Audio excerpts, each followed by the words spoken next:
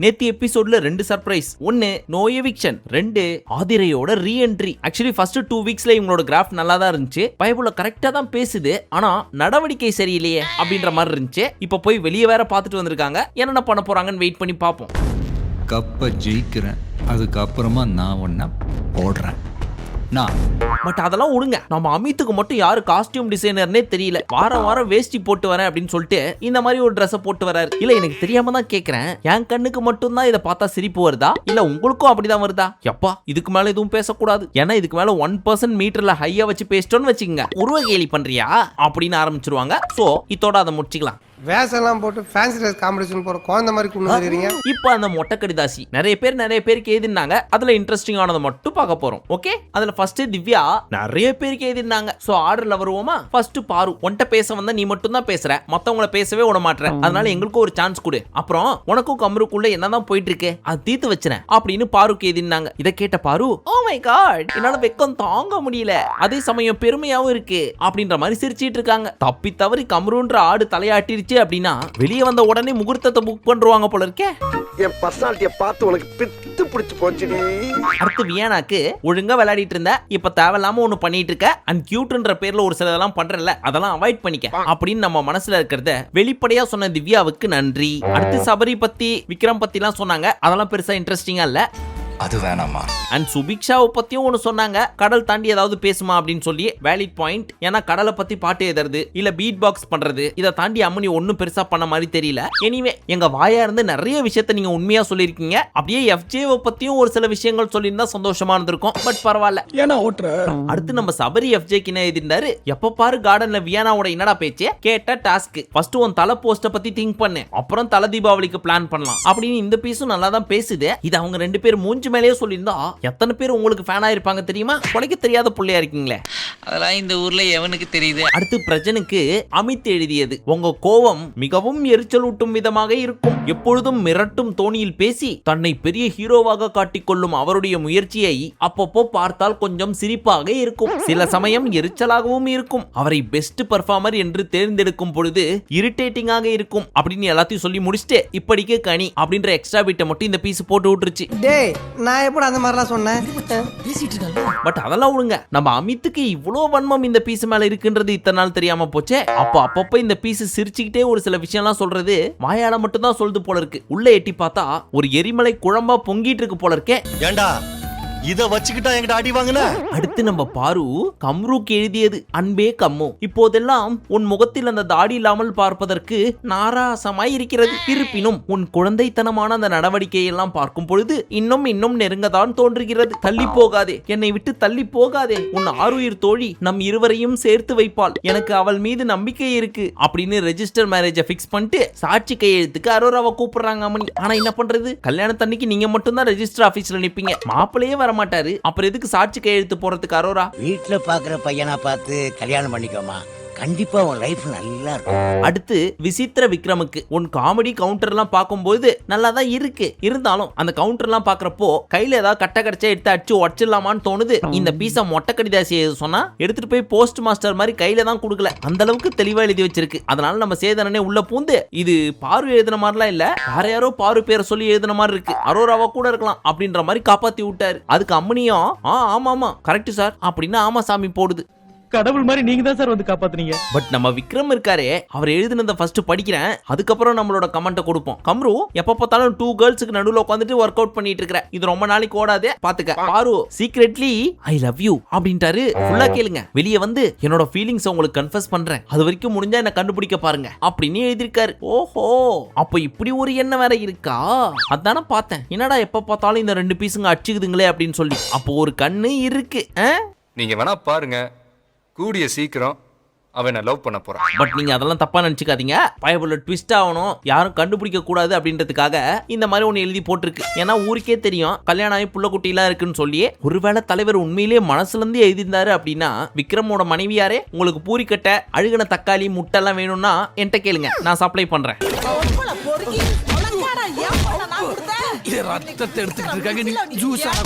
அடுத்து நம்ம கனி பாருக்கு எழுதியது. நீங்க ஏன் இவ்வளவு ஒரு கேவலமான மைண்ட் செட்ல இருக்கீங்க? தப்பி தவறி வெளியெல்லாம் உங்களை பார்த்திருந்தேன்னா துஷ்டனை கண்டால் தூர விலகுன்னு தெரிச்சு ஓடி இருப்பேன். நல்லதை கூட கெட்டதா பாக்குற உங்களை மாதிரி ஆட்களை என் வாழ்க்கையில நான் சந்திக்கவே கூடாது. உங்களை மாதிரி ஒரு ஆளு இந்த நாட்டுக்கு தாங்காது. தயவு செய்து நீ திருந்தி ஒழுங்கா இருக்கணும் அப்படின்னு சொல்லி சாமி கும்பிட்டுக்கிறேன் அப்படின்னு எழுதி போட்டிருக்காங்க. பட் இதை படிக்கிறப்போ யாருப்பா இப்படி எழுதிருக்கிறது அப்படின்ற மாதிரி அக்கா ஃபேஸ் ரியாக்ஷன் வச்சிட்டு இருக்கு. சொல்ல போறீங்களா இல்லையா? பட் உள்ளுக்குள்ள எவ்வளவு வன்மம் பாத்தீங்களா? நம்ம கூட அக்காவுக்கு ஒன்னும் பேச தெரியாது, ரொம்ப வெள்ளாந்தி அப்படின்னு நினைச்சிட்டு இருந்தோம். அப்ப எல்லாம் இருக்கு, பட் வெளியே காமிக்கிறது மட்டும் பாசம், பாயாசம், முந்திரி பருப்பு, ஏலக்காய். அப்படிதானே கனிக்கா? எப்ப பார்த்தாலும் விளையாடுத்தான். அப்புறம் இந்த கம்ருக்கும் திவ்யாக்கு ஏகப்பட்ட பிரச்சனை போயிட்டு இருந்திருக்கும் போல இருக்க வெளிலந்தே. ஏன்னா இந்த ரெண்டு பீஸுங்களும் க்ளோஸா பேசி பார்த்ததே கிடையாது. ஆனா வெளியே ஒர்க் பண்ணிருக்கோம் அப்படின்னு சொன்னாங்க. அப்போ பயப்புள்ள வெளியே ஃபுல்லா சம்பவம் பண்ணி வச்சுட்டு தான் வந்திருக்கு போல இருக்கு. ஏன்னா திவ்யாவோடவும் சரி, கூட ஒர்க் பண்ண ஆதிரையோடையும் சரி, ஏழாம் பொருத்தமா தான் இருக்கு. எஸ்பெஷலி திவ்யாவை பத்தி ஒன்னு எழுதிருக்காரு. அதை ஃபர்ஸ்ட் படிக்கிறேன், கேளுங்க. வாய்ஸ் மேல படிய போட்டு எவ்வளவு நாள் தான் நீ ரூடாவே பேசுவ? பார்க்கலாம் அழகா தான் இருக்க. அதே மாதிரி கைண்டா பொறுமையா பேசி பாரு, உன் லைஃப் நல்லா இருக்கும். ஆனா நீ இப்படி ரூடா விளையாண்டா உன் ஊட்டாளுங்களே உனக்கு ஓட்டு போட மாட்டாங்க. சோ இந்த சான்ஸை யூஸ் பண்ணிக்கிட்டு உன் IAS கலெக்டர் மோட ஆஃப் பண்ணு அப்படின்னு எழுதி வச்சிருக்காரு. இந்த லெட்டர்லாம் வச்சு பாக்குறப்போ ஒருவேளை நம்ம கம்ருவோட எக்ஸ் லிஸ்ட்ல இந்த பீஸும் இருக்குமோ? இது யாரா? லாவண்யா தேவி, அமிர்தா, நேஹா. என்னகிட்ட போறேன். அடுத்து பாருக்கு எழுதினார் ஒண்ணு. நீ எப்பவுமே உன்னை பத்தி மட்டும் தான் யோசிக்கிற, நிறைய ஹர்ட் பண்ற. பட் எல்லாம் முடிஞ்சதுக்கு அப்புறம் அதே நாள் போய் சாரி கேக்குற. உன்னெல்லாம் நம்பி கேம் ஆடுறதுக்கே பயமா இருக்கு. எப்படா அந்த செவுரு நம்மள காவுவாங்கன்ற மாதிரியே இருக்கு அப்படிங்குது இந்த பீஸ். ஆனா நம்ம பாரு வெளியே வந்த உடனே எப்போ முகூர்த்த நாள் குறிக்கலாம் அப்படின்னு பாத்துட்டு இருக்காங்க. பட் நம்மால 5 கண்ணனை பார்த்து பயப்படுற குழந்தை மாதிரியே எழுதி வச்சிருக்க லெட்டரை தெரிஞ்சது தானே. இன்னைக்கு நேத்தா பாக்குறோம். இதோட 9th week. Love, breakup, repeat, மறுபடியும் லவ், மறுபடியும் பிரேக்கப், மறுபடியும் ரிப்பீட். ஆனா இந்த தடவை பாரு ரொம்ப ஸ்ட்ராங்கா இருக்காங்க போலயே. கட்னா கம்ரு மாமாவை தான் கல்யாணம் பண்ணிப்பேன் அப்படின்னு. அப்படின்னா உடனே மண்டபத்தை புக் பண்ணு. ஏன் இப்படி லவ் டார்ச்சர் பண்ற? இப்ப பிரேக் விட்டு தலைவர் போனாரா? அப்ப நம்ம பாரு, ஏய் அமித், நீ தானே ஐ லவ் யூ, உன்னை எனக்கு பிடிச்சிருக்குன்னா சொல்லி எழுதுன, எனக்கு தெரியும்டா அப்படின்னு அந்த பீஸ் பக்கம் திரும்பிடுச்சு. அந்த பீஸும் நான் இல்ல நம்பு அப்படின்னு கதர்னாலும் எனக்கு தெரியும் அமித், நீ தான் நாட்டி ஃபெல்லோ அப்படின்னு சிரிச்சிட்டு இருக்கு. மொட்டை கடிதாசியில சும்மா ஒண்ணு சொன்னதுக்கே எனக்கு கல்யாணம் ஆயிடுச்சு, குழந்தை பிறந்துச்சு, அவங்க தான் எழுதிருக்காங்க அப்படின்னா நீங்க அழுத்தி சொல்றீங்க பாரு அப்படின்னு சண்டைக்கு வந்த பீஸ் இது. ஏதாவது ஒரு பொண்ணு சைட் அடிச்சா கூட பொண்டாட்டிட்ட ஃபர்ஸ்ட் ஆளா போய் பொண்டாட்டி என்ன ஒரு பொண்ணு சைட் அடிச்சா அப்படின்னு பொண்டாட்டிக்கு உண்மையா இருக்கிற உத்தமதாசன் இவரு. அந்த பீஸ் அம்மாவும் உனக்கு ஏத போகுது. அடுத்து சுபிக்ஷா வந்து கனிக்கு என்ன சொல்லியிருந்தாங்க, நீங்க என்னத்துக்கு வீட்டுக்குள்ள வந்தீங்க? பாசத்தை கொடுக்கறதுக்கா? எப்ப பாரு FJக்கு சப்போர்ட் பண்ணிக்கிட்டு பயாஸ்டாவே இருக்கீங்க. ஏன்னா FJ என் ஃப்ரெண்டுன்னு சொல்லி ஒண்ணு பண்ற, அது நல்லாவே இல்ல. எல்லாத்தையும் செஞ்சுட்டு அதுக்கு பேரு ஃப்ரெண்ட்ஷிப், தேவையில்லாத ஆணி மாதிரி இருக்கு. சோ நீ உன் கேம தனியா நல்லா இருக்குமா அப்படின்னு ரொம்ப நல்லா சொன்னாங்க. ஆனா எல்லாம் கேட்கறதுக்கு நல்லா தான் இருக்கு. ஆனா கேட்க மட்டும் மாட்டீங்க, புரியுது? ஏன்னா உங்களுக்கு வாயில புண்ணு. அதுவும் ஒரு நாள்லாம் கிடையாது, வீட்டுக்குள்ள வந்ததுல இருந்து வெளியே போற வரைக்கும். அப்படித்தானே சுபி? அடுத்து இந்த FJ பைய பிள்ளைக்கு கம்ரு மேல இருக்க காண்ட பாருங்க. கம்ரு டாஸ்க்ல கூட பாருவுக்கு வர்ஸ்ட் பெர்ஃபார்மர் கொடுக்க மாட்டாரு. மதில் மேல் பூனை மாதிரியே இருப்பாரு. அரோராவா பாருவா, பாருவா அரோராவா அப்படின்னு பாரு பேச்ச கேட்டு தான் நாமினேஷன் கூட பண்றாரு அப்படின்னு எழுதி போட்டிருக்கு. அதை கேட்டு யாரு சொல்லிருப்பா அப்படின்னு யோசிச்சுட்டு இருக்குது இந்த கம்ரு பைய பிள்ளை. இல்ல இவன் தாசனா. ஏன்னா நம்ம மனசுல நினைச்சத பேரோட சொல்றானே, யாரா இருக்கும்? நம்ம பண்றது வெளியே தெரியற அளவுக்கா பண்ணிட்டு இருக்கோம் அப்படின்றது கம்ருவோட டவுட். ஆனா இத சுபிக்ஷாவோ, சபரியோ, ரம்யாவோ இல்ல வேற யாரோ கேட்டிருக்கலாம். ஆனா FJ சாரி என்ன பண்ணிட்டு இருக்கீங்க? நீ எல்லாம் என்ன கேள்வி கேட்கலாமா? அடுத்து நம்ம ரம்யா சூப்பரான ஒரு லெட்டர் எழுதுனாங்கப்பா FJக்கு. FJ ஃபர்ஸ்ட் 2 வாரம் மட்டும் நல்லா பெர்ஃபார்ம் பண்ண, அதுக்கப்புறம் என்ன பண்ண? வியானா துணியை காய போடுறது, செருப்பை தேடி கொடுக்கறது, ஊட்டி விடுறது, இப்படின்னு எல்லாத்தையுமே அவளுக்காக பண்ணிட்டு அவ கேம நீ ஆட விட மாட்ட. சோ அவ கேமையும் நீ கெடுக்கிற அப்படின்னு பர்ஃபெக்ட்டா சொன்னாங்க. சோ உள்ள இருக்க பீஸுங்களுக்கே நல்லா புரியுது நம்ம மைண்ட் செட் மாதிரியே ஈக்குவலா இருக்கு. ஆனா வெளியே தான் சொல்ல மாட்டேங்குதுங்க. அதெல்லாம் இருக்கட்டும். ரம்யாக்கு என்ன வியானா மேல இவ்ளோ பாசம் அப்படின்னு ஒரு சிலர் நினைக்கலாம். அது வியானா மேல பாசம்லாம் கிடையாது. ஆதிரை போனதுக்கு அப்புறம் ரம்யா தான் க்ளோஸா இருந்தாங்க FJவோட. எப்ப இந்த வியானா பயபுல உள்ள வந்துச்சோ அப்பையில இருந்து கண்டுக்கிறதே கிடையாது. அந்த காண்ட தான் பயபுல சுத்தி காட்டுது. அப்படியே கொடையுதா. எரியுதா?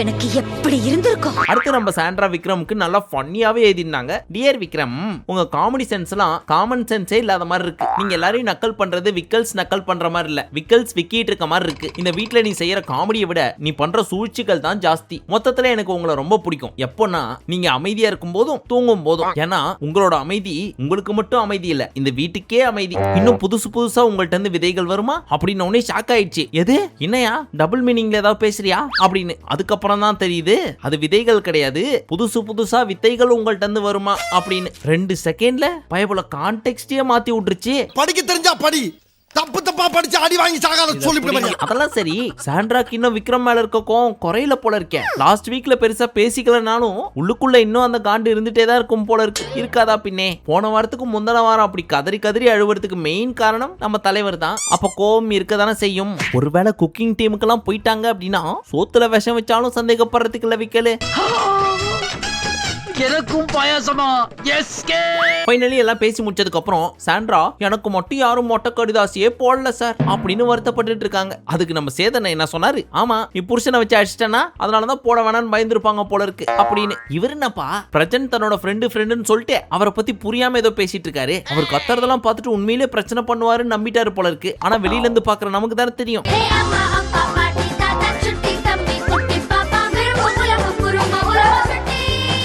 கை கொடுங்க சொல்றேன். எதுக்கு?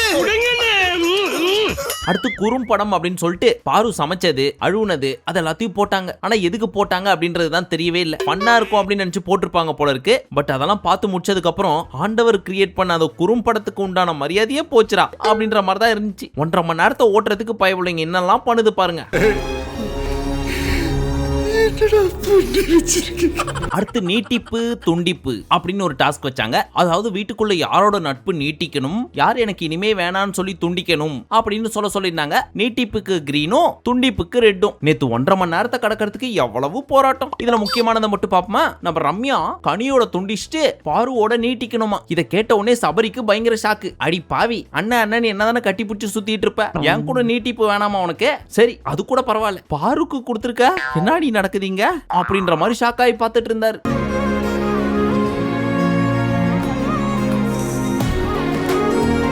அடுத்து திவ்யா எந்திரிச்சு அழுதுகிட்டே, சார் எனக்கு கம்ருவோட துண்டிக்கணும், ஏன்னா அவன் ஒரு வார்த்தை சொல்லிட்டான் சார். என்னமா சொன்னா? இல்ல சாப்பாடு சாப்பிட்டா தெரியும் அப்படின்னு சொன்னாரு சார் அப்படின்னு சொல்றதை கேட்ட உடனே என்ன தப்பா சொல்லிருக்காரு? சாப்பாடு சாப்பிட்டா தெரியும்னா இதுல என்ன தப்பு இருக்கு அப்படின்னு சொல்லி மேல பார்த்து யோசிச்சதுக்கு அப்புறம் தான் தெரியுது சோறு திங்கிறவங்களுக்கு தெரிஞ்சிருக்கும் அப்படின்ற கான்டெக்ட்ல சொல்லியிருக்காரு போல இருக்கு. சோறு தான் திம்பியா இல்ல வேற ஏதாவது திம்பியா? என்ன மனுஷரி நீலா. பட் நம்மளால அம்பி மோடுக்கு வந்து 5-6 வாரம் ஆயிடுச்சு. திடீர்னு எப்ப இந்த அண்ணியன் உள்ள வந்துட்டு போனாருன்னு தெரியலையே. அப்புறம் பிரஜன் அண்ணாவோட நீட்டிக்கணும், ஏன்னா எப்ப ஹர்ட் ஆனாலும் நான் வெளியே காட்டிக்க கூடாதுன்னு நினைப்பேன். ஆனா எல்லா டைம்லயும் பிரஜன் அண்ணா என் கூட நின்றுருக்காரு, அதனால அவரோட நீட்டிக்கணும் அப்படின்னு மறுபடியும் அழுதுட்டு இருந்தாங்க. அழகான பொண்ணுங்க அழுதாவே நம்ம எடிட்டர் பசங்களுக்கு தாங்காது. இவனுங்க இதுக்கு என்ன ரியாக்ஷன் கொடுக்குறாங்கன்னு திரும்பி பார்த்தா இதை சொல்றப்ப திவ்யா கண்ணுல இருந்து கூட கண்ணீர் வெளியே வரல. ஆனா இவனுங்க கண்ணுல இருந்து தார தாரையா ஊத்துது.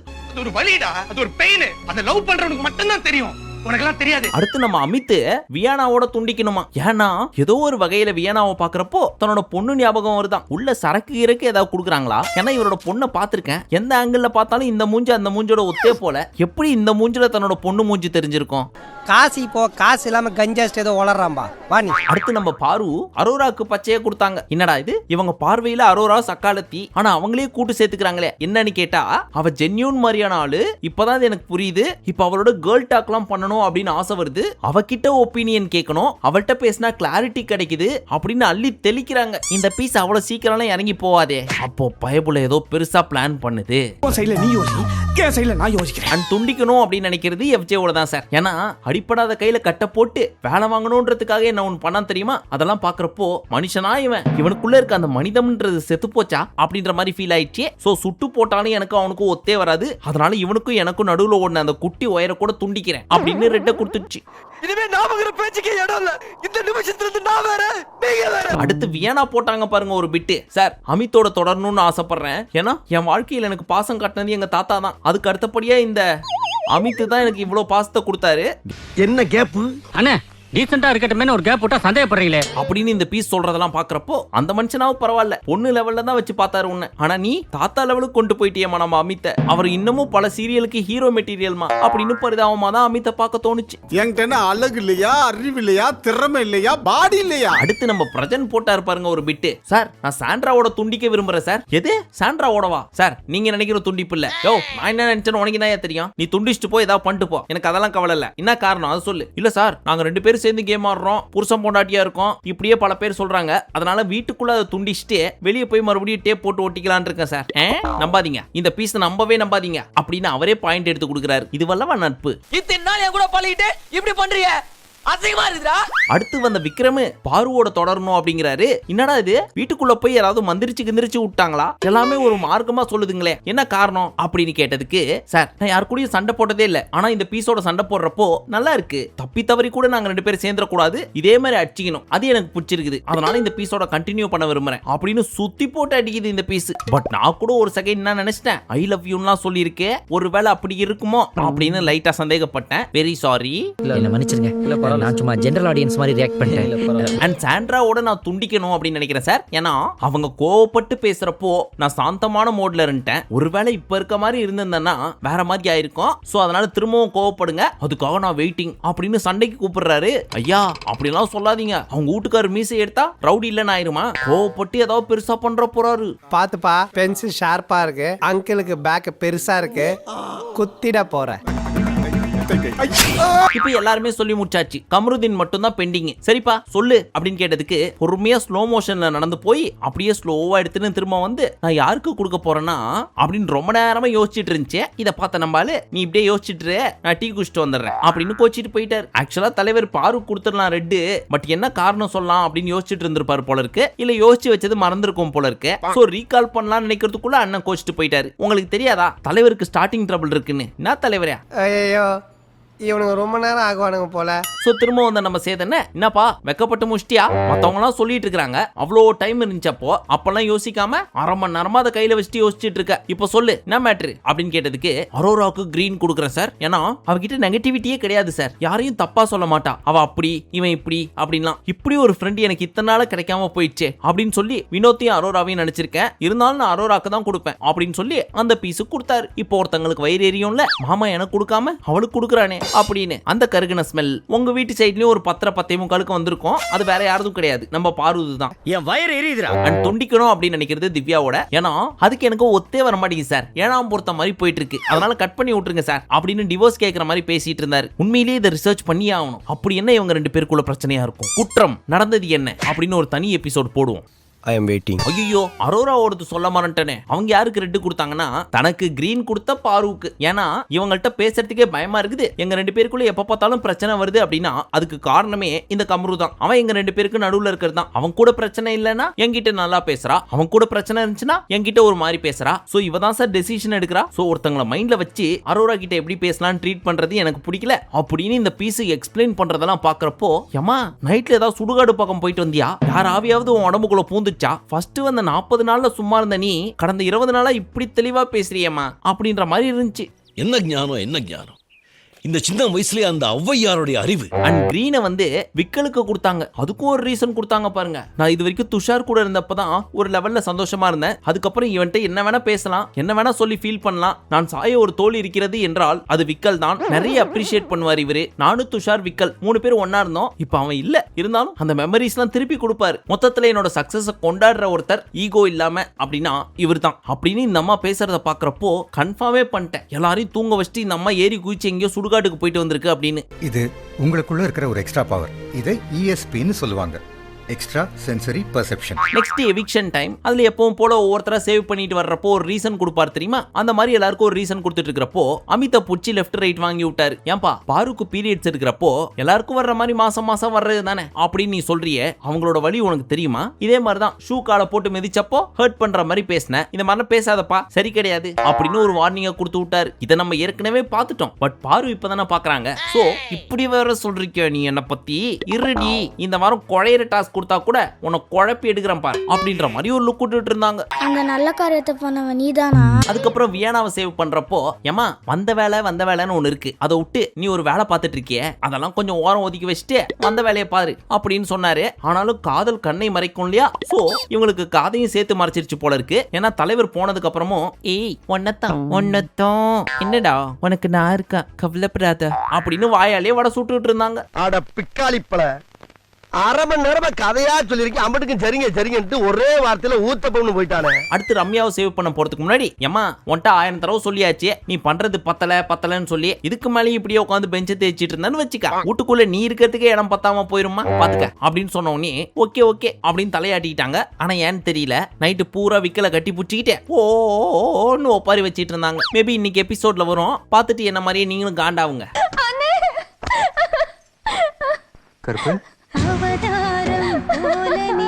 இப்ப நம்ம சேதன போனதுக்கு அப்புறம் வினோத் பக்கத்துல உட்காந்துக்கிட்டு கிளிப்புள்ளைக்கு சொல்ற மாதிரி சொல்லிட்டு இருக்காரு, இங்க பாருமா அவன் வந்த வேலைன்னு ஒண்ணு இருக்கு, நீ வந்த வேலைன்னு ஒண்ணு இருக்கு, சோ ரொம்ப நேரம் அங்க உட்காந்துட்டு அசை போடாம கொஞ்சம் கேம் ஆடுங்க அப்படின்னு சொன்ன உடனே பொசுக்குன்னு ஆதிரை உள்ள வந்துட்டாங்க. அப்போ பாக்கணுமே அம்மனி மூஞ்ச, காத்து கருப்பு முனி சனி எல்லாம் சேர்த்து அடிச்ச மாதிரி பேன்னு பார்த்து நிக்கிறாங்க. அந்த அம்மா உள்ள வந்த உடனே கேஷுவலா எஃப்ஜேவை கட்டி புடிச்சிட்டு அப்போதைக்கு சிம்பிளா எதுவும் பேசாம போயிட்டாங்க. மறுபடியும் காதல் தொடருமா இல்ல இந்த பீஸுக்கே அகைன்ஸ்டா திரும்புமா அப்படின்றதெல்லாம் வெயிட் பண்ணி பார்ப்போம். வெயிட்டிங்லயே வெறியாவது. இல்ல கண்டிப்பா ஃபயரா தான் வந்திருப்பாங்க. ஏன்னா இவங்க அக்கா எக்ஸ்ட்ரா டிப்ஸ் எல்லாம் கொடுத்து அனுப்பிச்சு விட்டுருப்பாங்க. சோ எஃப்ஜேக்கு இருக்கோ இல்லையோ வியானாக்கு பெத்ததா இருக்கும்ன்றது எதிர்பார்ப்பு.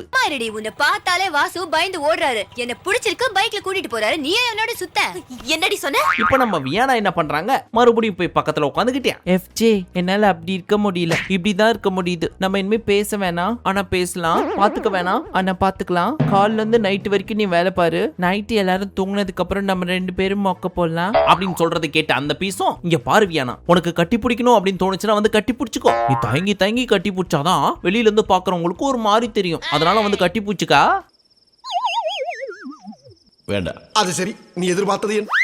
அப்படின்னு இவர் சொல்ல இப்ப ஆதிரை வந்திருக்கா, விஜய் சேதுபதி சார் சொன்னாரு அப்படின்னு நான் விலகி போனேன்னா 2 வீக்ஸ் நம்ம 2 பேரும் பேசினதெல்லாம் ஃபேக்கா இருக்க மாதிரி இருக்கும்டா, அதனால எப்பவும் போலவே பேசலாம், இருந்தாலும் எனக்கு உன்னை பிடிக்காது பல்லு போன ஆயா மாதிரி சொன்னதையே சொல்லி நம்மள ஏமாத்தி லவ் பண்ண ட்ரை பண்றாங்களாமா. இப்ப இதுங்க 2 பேரும் காதல்ன்ற மோகத்தோட உச்சியில உட்காந்துக்கிட்டு மாறி பலூன் விட்டுட்டு இருக்குதுங்க. அதை பின்னூசி வச்சு குத்தி வெடிக்கிறதுக்கு ஒருத்தங்களை அமுச்சு விட்டுருக்காங்க. சோ நம்ம ஆதிரை நல்லா குத்தி வெடிச்சு விட்டாங்கன்னா இதுக்காகவே மக்கள் அவங்களுக்கு ஓட்டு போடுவாங்க. சோ நல்லா குத்துங்க. இனி பயிற்சியே வேண்டாதையா, அவனை இப்போது எப்படி அடிக்கிறேன் என்று பாருங்க. சரி ஃபைனலி நோ எவிக்ஷன், எல்லாரையும் சேவ் பண்ணிட்டு லாஸ்டா இவங்க 2 பேரையும் உட்கார வச்சுட்டு எவிக்ஷனே தேவையில்ல அப்படின்னு கீச்சு போட்டாரு. ஆக்சுவலா வியானாவை அமிச்சிருக்க வேண்டியது, இந்த பீஸ் அமிச்சு விட்டா ஏதாவது கண்டென்ட் கிடைக்கும் அப்படின்னு சொல்லி எவிக்ஷனை கேன்சல் பண்ணி விட்டாங்க போல இருக்கு லாஸ்ட் மினிட்ல. இல்லனா கனி வியானா 2 பேர்ல யாராவது ஒருத்தர் தான் போயிருக்க வேண்டியது. சோ நோ எவிக்ஷனுக்கு ஆதிரைக்கு தான் நன்றி சொல்லணும் இவங்க. ஓகே இந்த வாரமாவது அட்லீஸ்ட் சூடு பிடிக்குதா இல்ல சூப்பு குடிக்குதான்னு பாப்போம். பொறுத்திருந்து பாருங்க. அப்புறம் நிறைய பேர் கேட்டிருந்தீங்கல்ல பிக் பாஸ் சீசன் 3யோட ரிவ்யூ, அதை இந்த பிக் பாஸ் சீசன் முடிஞ்சதுக்கு அப்புறம் ஃப்ரெஷ்ஷா ஸ்டார்ட் பண்ணிடலாமா? உண்மையிலேயே உங்களுக்கு வேணும் அப்படின்னு நினைச்சீங்கன்னா இந்த வீடியோக்கு ஒரு 15,000 லைக்ஸ் கொடுங்க. ஒருவேளை தாண்டிடுச்சு அப்படின்னா இந்த சீசன் முடிச்ச உடனே ஸ்டார்ட் பண்ணிடலாம். இல்ல 15,000 லைக்ஸ் கம்மியா வந்துச்சுன்னா நீங்க வேணாம்னு நினைக்கிறீங்க டிராப் பண்ணிக்கலாம். நானும் பண்றதுக்கு ஆர்வமா தான் இருக்கேன். சோ உங்க டெசிஷன் தான் ஃபைனல். மீண்டும் உங்களை நாளை காலை சந்திக்கும் வரை நன்றி, வணக்கம், நமஸ்தே, நமஸ்கார்.